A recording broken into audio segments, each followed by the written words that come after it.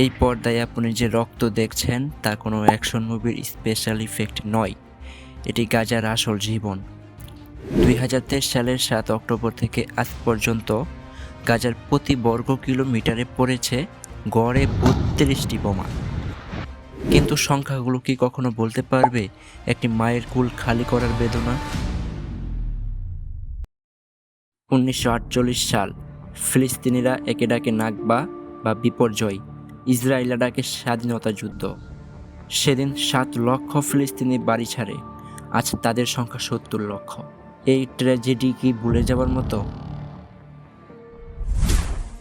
2014 সালে গাজার যুদ্ধে মারা যায় 2200 ফিলিস্তিনি, কিন্তু 2025 সালে এসে এখন এটা অগণিত। এটি যুদ্ধ নয়, এটি গণহত্যার গাণিতিক প্রমাণ।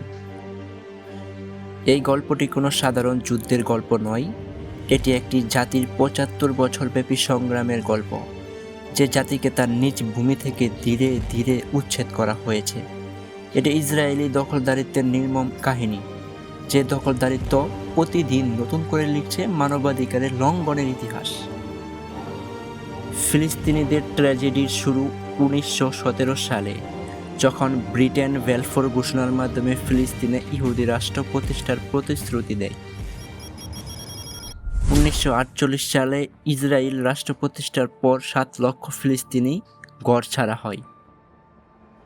1967 সালে ইসরায়েল গাজা ও ওয়েস্ট ব্যাংক দখল করে, এবং তখন থেকে শুরু হয় ফিলিস্তিনিদের জন্য এক অনন্ত যন্ত্রণার অধ্যায়। ইসরায়েলি দখলদারিত্বের প্রতিদিনের চিত্র ভয়াবহ। ওয়েস্ট ব্যাংকে ইসরায়েলি স্যাটেলাররা ফিলিস্তিনিদের উপর নির্বিচারে হামলা চালায়, আর ইসরায়েলি সেনাবাহিনী তা সমর্থন করে। ফিলিস্তিনিরা তাদের নিজ বাড়িতে বন্দী, প্রতিদিন চেকপয়েন্টে অপমানিত হয়, তাদের জমি কেড়ে নেওয়া হয়। এটি কোনো নিরাপত্তা ব্যবস্থা নয়, এটি একটি জাতিকে ধ্বংস করার পরিকল্পিত নীতি। গাজা বিশ্বের সবচেয়ে বড় উন্মুক্ত কারাগার। 16 বছর ধরে অবরুদ্ধ এই ভূখণ্ডে ইসরায়েলি হামলায় প্রতিদিন মারা যাচ্ছে শত শত নিরপরাধ মানুষ। পানি, বিদ্যুৎ নেই, খাদ্য নেই, ওষুধ নেই। এটি কোনো যুদ্ধ নয়, এটি একটি গণহত্যা। সাক্ষাৎকারে গাজার এক ডাক্তার বলেন, আমরা অ্যানেস্থেসিয়া ছাড়া অস্ত্রোপচার করছি। শিশুরা বেদনায় চিৎকার করছে। আন্তর্জাতিক সম্প্রদায় বারবার ফিলিস্তিনিদের পক্ষে কথা বললেও মার্কিন যুক্তরাষ্ট্রের ভেটোর কারণে কোনো পদক্ষেপ নেওয়া যায়নি। ইসরায়েলকে বছরে $3.8 বিলিয়ন সামরিক সহায়তা দেওয়া হয়, যা ফিলিস্তিনিদের রক্তে রঞ্জিত।